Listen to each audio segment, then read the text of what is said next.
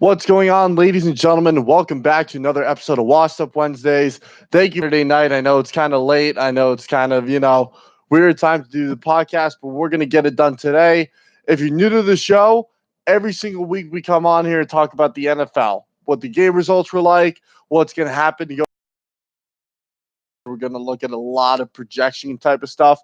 Going to look at some awards that happened as well. Camera's still got an issue, so I'm going to have to go reset that a couple times throughout the show, but that's neither here nor there. We're going to give you the best NFL news around. We're going to make sure everything is upright, and we're going to make sure all that information is given to you guys. Let's dive right into it. NFL 100 season, best season of all time, hands down. Each season, there was a lot more that went right. Some of the best competition we've ever seen, some of the biggest breakout players we've ever seen. Just overall, the best season we've seen in a long time for the NFL to put out. And what a better way for that to cap off with the Chiefs winning Super Bowl 54. Almost every playoff game I predicted was absolutely wrong. So great. Everything was on. You had no idea what was going to happen. One of those times I'm going to have to reset it. Give me 1 second, ladies and gentlemen.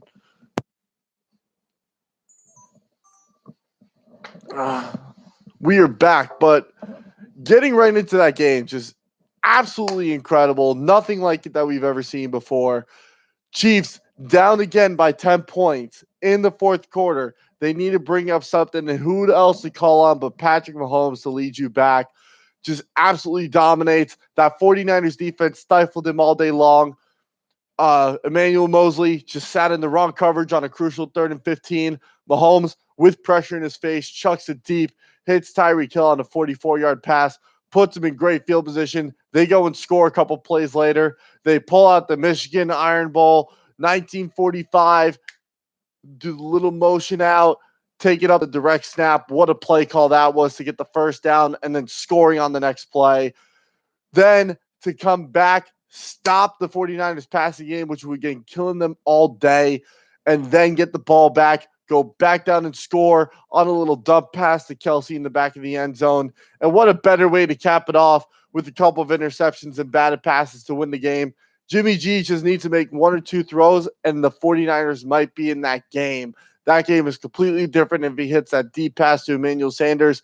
I think Sanders gave up mid route and then at the end of the route again, but that you got to make that throw if you're Jimmy G. In a crucial situation like that, that is where you win a game, and he was unable to win it there for his team. But either way, great game all around. Damian Williams capped it off. I think he should have won MVP based on the game he had and what he was able to do, especially throughout the postseason. We knew he was going to have a big game, and I think that Super Bowl game really epitomized that. He could have just sat on the ball when he got the first down, but no, he wanted to absolutely dominate the 49ers, show he's a good running back, and show that he is worthy of being a top 15 running back in this league. Beginning of the season, I said he's not even top 30. This postseason run proved me otherwise and showing that he can be a top tier running back in this league. So I thought that was awesome by him. A couple coaching decisions I thought were awful by the 49ers, especially in the fourth quarter. Everyone and their mother knows they should have kept running the ball, especially towards the end of the game. I'm not going to get into that any more than what needs to be said. Overall, I thought the officiating was great. Obviously, a couple of close calls. The Kittle and Kelsey pass interference calls were hit or miss. I thought both those calls were correct. I thought Kittle, that was a clear push off towards the end. Yeah, they're hand fighting, but you can't just shove a guy off you. And I thought that's exactly what it was. Full extension of the arm, which deterred the DB off the route. So I thought that was a correct call. Either way, both played great games. Kelsey obviously had the upper hand. Thought he played really well. Brashad Breeland, I think he's going to get at least a 2-year bowl. Granted, he didn't play that great the whole year, but I thought that was a great play that he made there. Patrick Mahomes, clearly going to get paid. He'll be the highest paid quarterback until they decide to give Lamar Jackson his contract. So great job by him overall. Great game by the 49ers and Chiefs. And then just in related news, not a whole lot this week, but Antonio Brown coming out and apologizing, I think is huge. If he can get his act together, he'll definitely get re-signed. Maybe by Pittsburgh. We'll see. They need some help at receiver. But Vernon Davis and Eric Weddle, two of the best of their positions in the NFL, both retired this week.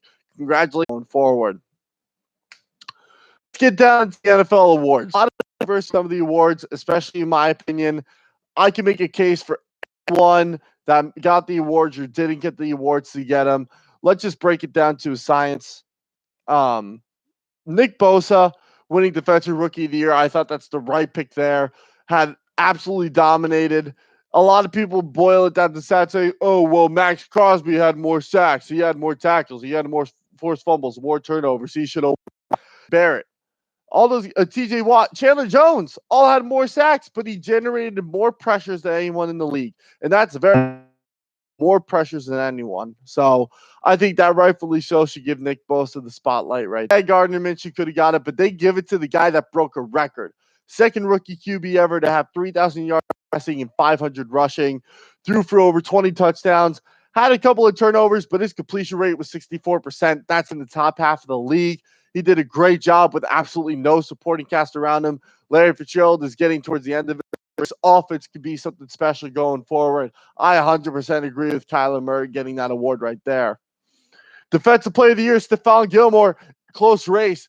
It's a different position, but for TJ Watt to do what he did on that defense, I thought it was absolutely spectacular defense. But Stephon Gilmore, he was just the most dominant cornerback in the NFL this year. Outside of Tre'Davious White, he was absolutely spectacular. Trey White was close. We saw more of him as the season went on. Stephon Gilmore kind of pattered off towards the end of the year, but either way, he did a great job in that regard on his side of things. So great job by Stephon Gilmore. Michael Thomas won Offensive of the Year. He did break the reception record. He was an absolute dominating factor. You literally cannot guard him. So I think that's a good pick. I would have given it to Christian McCaffrey. I think it's more impressive having 1,000 yards rushing and 1,000 yards receiving. Even though they didn't make the playoffs, I still think he was the best offensive player this year by far. Comeback Player of the Year, Ryan Tannehill. I don't really agree with this. He wasn't really injured. He tore his ACL 2 years ago. Then he had the fourth most snaps out of any player offensively in the league this year. Came back from immune disease. I've been praising this guy since day one. He should 100% have gotten it. Assistant Coach of the Year, Greg Roman. That's 100% the right pick. He's transformed that Ravens offense to tailor to Lamar Jackson, and it showed. Coach of the Year, John Harbaugh.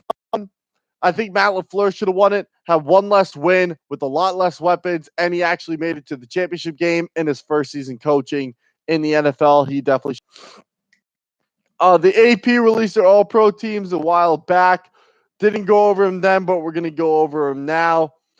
First team quarterback, Lamar Jackson, I thought was second team QB, Wilson, I thought that was right as well. We'll argue that. Michael Thomas, DeAndre Hopkins, the first, both first, and then Julio Jones and Chris Godwin, both the number twos. I think if AB plays, he either gets the first or second seed, but give it to Godwin. He had an absolutely awesome year. I don't think you can give it to the same guys that won the first team and the team. I don't think that's right. They gave it to Christian McCaffrey, which I don't agree with. I think Aaron Jones should have gotten the flex.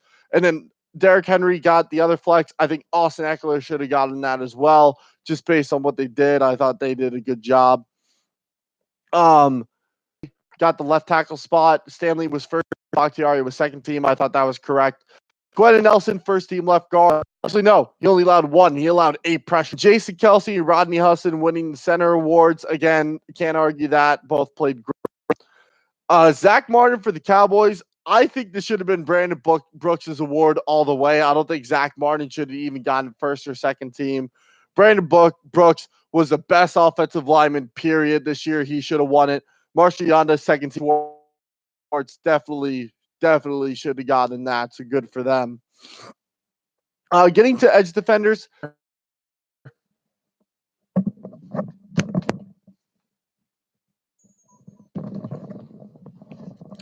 Chandler Jones, TJ Watt definitely should have gotten it. Cam Jordan got second team. I think Danielle Hunter should be in over him. And then Shaq Barrett got the other side. I 100% agree with that. Interior, no bugs there. Aaron Donald, Cam Hayward, Grady Jarrett, and DeForest Buckner for the second team. First team the other way around. Linebackers, Bobby Wagner, Demario Davis, and Eric Kendricks all got first team. 100% agree with that. Eric Kendricks, very underrated linebacker. He played spectacular this year. For second team, Darius Slay over him. I think Joe Schobert's the one you put there over TJ Watt. He had a very solid year. Cornerbacks, Stephon Gilmore and Trey White, number ones, and then Richard Sherman and Marcus Peters, number twos. The only person I would put over Marcus Peters is Marlon Humphrey. It's just Peters put up our stats, but Marlon Humphrey overall definitely played like a true number one corner. He's going to be one of the best corners in the league for years to come. Boiling it down to safeties, Jamal Adams and Patrick got first. Tyrann Mathieu on the second team. I think you take Simmons out, even though he had an awesome year, and you put Minkah there instead. DBs, Marlon Humphrey and Marcus Peters won it. If you're going to have Marlon Humphrey first team, I think you give it to Logan Ryan at the second team. And then the other DB, they had Mathieu there. He won 2. I think you put Simmons there over Mathieu. So, I mean, I don't agree with how the AP picks some players. That's just my opinion. But I think definitely Simmons and Logan Ryan should have been on there for sure. Kickers, Justin Tucker, Josh Lambo, first and second. Brett Kern, Tress Way, 1 and 2 for the punters. Cordero Patterson, first team kick return. McCole Hart, second team kick return. I think Wilson for the Bengals should have gotten it. He had a better return average on more returns. And 1 less touchdown. I don't think that's the biggest deal. Punt return, Deontay Harris for the Saints, and then Deontay Johnson for the Steelers for 1 and 2. I thought that was great. Matt Slater, number 1 special teamer. I thought Cordero Patterson got to go to JT Gray. I would have put Michael Thomas from the Giants over Cordero Patterson just because Patterson already got the kick return. And then long snappers, they don't do it, but you got to give it to Luke Rose, Tritter. Not a bad snap from either of them all year. They were definitely the best in the league. NFL all rookie team. I came up with my own quarterback, or no first team, just all rookie team. Quarterback's got to be Kyler Murray. 2 halfbacks, Josh Jacobs and Miles Sanders. Miles Sanders very quietly had 800 yards rushing and 800 yards receiving. Look out for him in the future. Wide receivers, I'm giving it to A.J. Brown, Gary Terry. They were definitely the best. DK Metcalf and Deebo Samuel, close seconds. Noah Fant, in my opinion, was the best tight end for all the rookies. Most yards, most touchdowns, yard per catch, yards after catch. Did a great job. The flex, I'm going to put Deebo Samuel. He did very well, so he's not there. Tackles, I'm not going to restrict it to left tackle, right tackle. I'm just going to go overall. Jawad Taylor and Cody Ford definitely should win. Eric McCoy, best centers this year, barely got talked about. And Mac Wilson for sure. Cornerbacks, going to give it to Sean Murphy Bunting and Jamal Dean. Safeties, Juan Thornhill and Taylor Rapp. And then the DB position, I'll give it to Mel Savage. Kicker, Matt Gay. Punter, Jake Bailey. Kick return, Deontay Harris. Punt return, Deontay Johnson. And then the long snapper, they don't do one. I'm going to do one. Give it to Austin Cutting. Guy was a freak. Technically, Zach Turner was a rookie, but if I'm going to give him the second team award, I'm going to give the rookie award to Austin Cutting. With that being said, we're about halfway through the show. Let's get into the power rankings. Way too early for next year. I'm going to predict next season's power rankings right now while we're on the show. There wasn't a whole lot of change from what I said a couple weeks ago to this. Obviously, the Chiefs are the number 1, 49ers number 2. Basically, how teams got eliminated is how that's going to work out itself. But let's get right into it. 32, I'm going to have the Reds. Then it's the Panthers. 30 is the Falcons. 29 is the Bears. 28 Dolphins. 27 Colts. 26 Giants. 25 Lions. That rounds up the bottom 4. Moving up to the mid-bottom tier, you got the Chargers at 24, Jets at 23, Jaguars 22, Raiders 21, Eagles 20, Broncos 19, Bengals 18, and the Rams at 17. Now we're going to hop up to the top half. We got the Steelers at 16, the Saints at 15, the Cardinals at 14, the Vikings at 13, the Bucks at 12, Browns at 11, rebound big time, especially with Kevin Stefanski there. Packers at 10, Cowboys at 9, and then for the top tier, Pats at 8, 49ers at 7. Just to explain a couple of things, the Falcons ended their season very strong. They went 5-2 to end the season. I think they are going to drop off. They're losing a couple of guys. Some guys are overpaid, so they'll lose a couple. So they're going to drop off big time. Panthers, again, have a similar issue. They go down to 31. Raiders are going to bump down a little bit from last year to this year, and then they're going to lose a couple of pieces. Bengals jump from the bottom to mid with just getting Joe Burrow alone. they're going to get a lot more pieces, especially that offensive line. That team's going to look transformed. Saints are going to move down, assuming that Drew Brees is going to retire. That's why they sit at 15. Cardinals are moving up because they're going to get a really good receiver and fix secondary. Bucks, if they figure out either what's going on with Jameis Winston or get another quarterback, the Bucks are going to be a force to be reckoned with in the NFC. And then Browns, I already explained, and then everyone else pretty much self-explanatory. I think just because of a good amount of information to get through. Let's get into peakers and leakers of the year. We've been ranking them every single week. Let's get it for the year right now. If we're going to do it for the Super Bowl, Mitchell Schwartz for the peaker, Jimmy G for the leaker. That's all. Actually, Richard Sherman for the leaker. Let's put it that, not even Jimmy G. Mitchell Schwartz shut down the best defensive line in the NFL, and Richard Sherman just got burnt by Sammy Watkins all day long. So I don't know if that's just bad coverage call, but he got beat in zone a couple of times when it was his area. Not like he was trailing them and then had to bounce back. No, he was running step for step in zone, dropping to his area and allowed guys to get open in this space. So tough look for Sherman. But let's get into the peakers and leakers of the year. Let's start with the leakers. Let's start it on the bad note. Honorable mention number one, or excuse me, just honorable mention. I'm giving it to Jadeveon Clowney. I thought he would do really well in Seattle, especially in that defense. How they used Frank Clark, I thought they were using similarly. They did. He just couldn't perform. He didn't have a guy like J.J. Watt on the other side or just up the middle. So tough year to be Jadeveon Clowney. I thought he was going to be a bigger performer. Number 3, Mitchell Trubisky. He looked really bad the first 8 games. Looked decent the next 8, but the leaker list. Hopefully he'll do better next year. We'll see what the Bears do with him. Number 2, I got Tom Brady. This is probably one of the biggest disappointments of the year for someone as good as him. We'll see how he does going forward and what happens with him, but definitely a big leaker this year, especially with how he performed late in the year. Number 1 leaker, though, got to give it to Jalen Ramsey. Undisputably the best cornerback the past 2 years. It just did not come up to the plate this year. Went into LA, came back. Let's get into the peakers this year. Honorable mention, Devontae Parker. Definitely the most underrated receiver in the NFL this year. He is awesome. He's going to be a force to be reckoned with. Number 3, Stephon Gilmore had a great year last year and had a spectacular year this season. He definitely came up and batted to the plate. He did a great job. Number 2, Barrett came out of nowhere, was a backup for a while in the Broncos, and then came to the Tampa Bay and just absolutely lit it up. Number 1 peaker, got to give it to Lamar Jackson. No one, and I mean no one, expected this guy to blow up the way he did. So, I want to recap the whole entire 100 season week by week, just go through what was what, just bring it all through. We're going to start highlighting a couple things that are going to happen throughout the rest of the show, what's going to happen in the offseason and stuff like that. But let's recap the 100th NFL season. Preseason started off wild. That was a great timing for this to happen. Give me 1 second. This should be the last time we do this. Okay. Let's get right in.